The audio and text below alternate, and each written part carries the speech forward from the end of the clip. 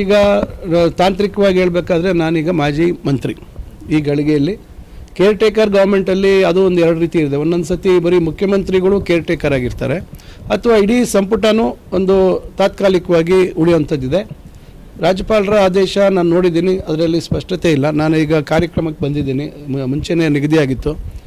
ಈಗ ಮಾನ್ಯ ರಾಜ್ಯಪಾಲರನ್ನು ನಾನು ಇವಾಗ ಅಲ್ಲಿ ಮಾನ್ಯ ಉಪರಾಷ್ಟ್ರಪತಿಗಳು ಬಂದಂಥ ಸಂದರ್ಭದಲ್ಲಿ ಭೇಟಿ ಆಗ್ತೇನೆ, ಅವ್ರನ್ನ ಕೇಳ್ತೇನೆ ಟೆಕ್ನಿಕಲಿ ಈಗ ನಾನು ಕಾರ್ಯಕ್ರಮದಲ್ಲಿ ಭಾಗವಹಿಸ್ಬೋದಾ ಇಲ್ಲ ಅಂತಕ್ಕಂಥದ್ದು ಒಂದು ರೀತಿ ನನಗೆ ಒಂದು ಗೊಂದಲ ಇದೆ.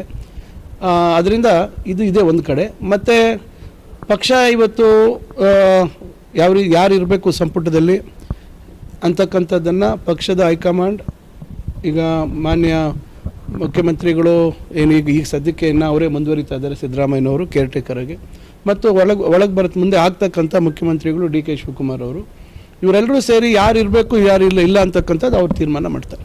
40 ಮಂದಿ ಶಾಸಕರು ಆಯ್ಕೆಯಾಗಿದ್ದಾರೆ, ಅವ್ರಿಗೂ ಸಹ ಒಂದು 5 ಸಚಿವ ಸ್ಥಾನ ಕೊಡಬೇಕು ಅನ್ನೋ ಒಂದು ಮನವಿ ಈ ಹಿಂದೆಯಿಂದಲೂ ಇರುವಂಥದ್ದು ಸರ್. ಹೊಸ ನಾಯಕತ್ವಕ್ಕೆ ಕೊಡಬೇಕು ನೋಡಿ. ಸಹಜವಾಗಿ ರಾಜಕಾರಣದಲ್ಲಿ ಇವತ್ತು ಒಂದು ಶಾಸಕ ಆಗಬೇಕಾದ್ರೆ ಭಾಳಷ್ಟು ಸಂಘಟನಾತ್ಮಕ ಮತ್ತು ರಾಜಕೀಯ ಪ್ರೌಢಿಮೆ ಮತ್ತು ಜನರ ವಿಶ್ವಾಸವನ್ನು ಪಡೆದಂಥವರೇ ಇವತ್ತು ಶಾಸಕರಾಗ್ತಕ್ಕಂಥದ್ದು. ಅದರಿಂದ ಪ್ರತಿಯೊಬ್ಬರಿಗೂ ಇವತ್ತು ಮಂತ್ರಿ ಆಗಬೇಕು, ಮತ್ತಷ್ಟು ಜನರಿಗೆ ಒಳ್ಳೆ ಕೆಲಸ ಮಾಡುವಂಥ ಅವಕಾಶ ಆಗಬೇಕು ಅಂತಕ್ಕಂಥ ಬಯಕೆ ಇರ್ತದೆ. ಈಗ ಯಾರು ಸುಮಾರು 35-40 ಜನ ಪ್ರಥಮ ಬಾರಿ ಆಯ್ಕೆ ಆಗಿರ್ತಕ್ಕಂಥ ಶಾಸಕರು ಅವರ ಇಂಗಿತವನ್ನು ಅವರು ವ್ಯಕ್ತಪಡಿಸಿದ್ದಾರೆ. ಅಂತಿಮವಾಗಿ ಪಕ್ಷದ ಹೈಕಮಾಂಡ್ ತೀರ್ಮಾನ. ಪಕ್ಷದ ಹೈಕಮಾಂಡ್ ಇವತ್ತು ಪ್ರಥಮ ಬಾರಿ ಆಯ್ಕೆಯಾಗಿರ್ತಕ್ಕಂಥವ್ರಿಗೆ ನಾವು ಹುದ್ದೆಗಳನ್ನು ಕೊಡ್ತೀವಿ, ಜವಾಬ್ದಾರಿ ಕೊಡ್ತೀವಿ ಅಂತ ತೀರ್ಮಾನ ಮಾಡಿದ್ರೆ ಅದನ್ನು ಎಲ್ಲರೂ ಸ್ವಾಗತ ಮಾಡ್ತೀವಿ. ಸಚಿವರ ಜೊತೆ ಸಿದ್ದರಾಮಯ್ಯನವರು ನಡೆಸಿದ ಸಭೆಯಲ್ಲಿ ನಿಮ್ಮಲ್ಲಿ ಯಾರು ಇರ್ತಾರೆ ಯಾರಿರಲ್ಲ ಅನ್ನೋ ಮಾತನ್ನು ಏನಾದರೂ ಹೇಳಿದರೆ ಸರ್? ಖಂಡಿತ ಅವರು ಎಲ್ಲ ಮಂತ್ರಿಗಳಿಗೆ ಧನ್ಯವಾದಗಳನ್ನು ತಿಳಿಸಿದ್ರು. ಆಮೇಲೆ ಅವರಿಗೆ ಕೊಟ್ಟಿರ್ತಕ್ಕಂಥ ಸಹಕಾರಕ್ಕೆ ಅವರು ಕೃತಜ್ಞತೆ ವ್ಯಕ್ತಪಡಿಸಿದ್ರು. ಮತ್ತು ಅದೇ ರೀತಿ ಸಹಕಾರವನ್ನು ಶಿವಕುಮಾರ್ ಅವರಿಗೆ ನಾನು ವ್ಯಕ್ತಪಡಿಸ್ತೀನಿ ಅಂತ ಹೇಳಿದರು. ಮತ್ತು ಪಕ್ಷದ ಎಲ್ಲ ಚಟುವಟಿಕೆಗಳಲ್ಲಿ ನಾನು ಸಕ್ರಿಯವಾಗಿ ಇರ್ತೀನಿ, 2028ಕ್ಕೆ ಮತ್ತೆ ಅಧಿಕಾರಕ್ಕೆ ಬರ್ತೀವಿ ಅಂತಕ್ಕಂಥ ಮಾತು ಹೇಳಿದ್ರು.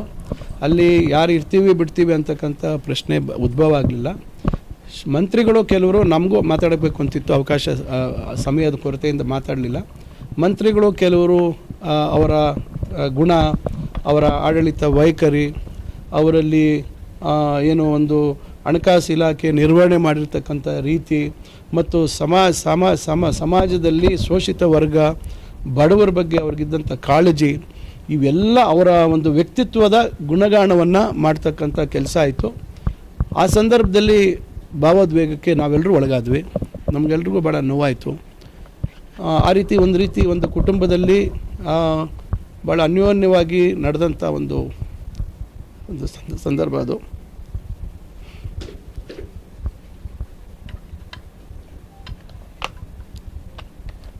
ಆ ರೀತಿ ಭಾವನೆಗಳು ಎಲ್ರಿಗೂ ಆಯಿತು ಅಷ್ಟೇ, ಅದು ಬಿಟ್ಟರೆ ಬೇರೆ ಏನಾಗಲಿಲ್ಲ.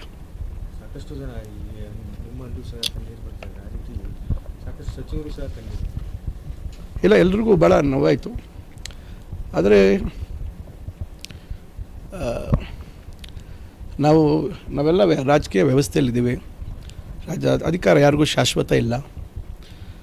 ಅದರಿಂದ ಅವರನ್ನು ನಾವು ಯಾವತ್ತೂ ಮರೆಯಲಿಕ್ಕೆ ಸಾಧ್ಯ ಇಲ್ಲ.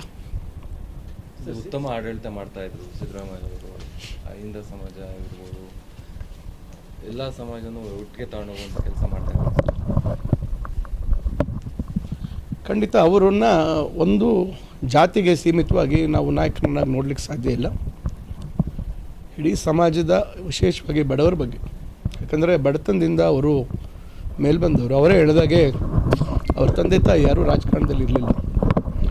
ಅವರು ಕುಟುಂಬದಲ್ಲಿ ಅವರೊಬ್ಬರೇ ವಿದ್ಯಾವಂತರು.